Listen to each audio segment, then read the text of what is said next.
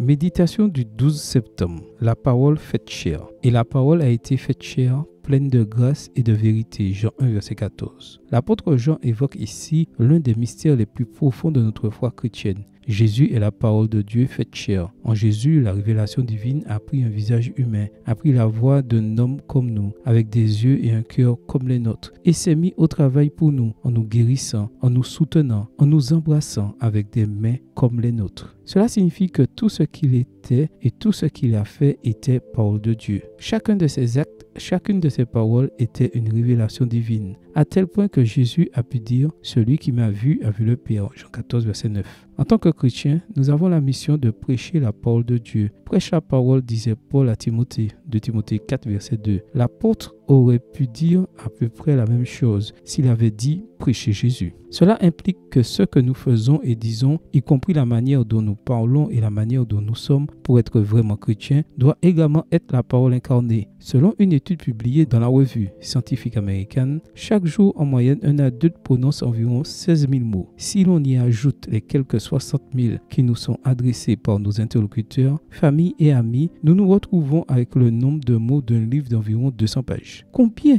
de ces mots sont, comme le conseille l'apôtre Paul, toujours agréables, intéressants, parole de vie, ou accompagnés de grâce, assaisonnés de sel, Colossiens 4, verset 6, version le second. Être parole incarnée, ce n'est pas seulement parler, car, comme le dit le dicton populaire, tes actes parlent si fort que je n'entends pas ce que tu dis. À l'université, un professeur nous répétait que le meilleur prédicateur est un religieux exemplaire. En fait, nos actes comptent encore plus que nos paroles. Le dicton « autant en emporte le vent » n'est pas sans fondement. Il est évident que notre comportement en dit plus long sur nous que nos professions de foi. Jésus dira, en d'autres termes, que le monde nous reconnaîtra à nos actes. Plus concrètement encore, par notre façon de vivre, concrètement l'amour. Jean 13, verset 35. Seigneur, donne-moi aujourd'hui le courage et l'audace de parler et d'agir comme tu nous l'enseignes, afin que je devienne moi aussi, à mon modeste niveau, parole incarnée. Amen. Bonne journée à vous et que le Seigneur vous bénisse.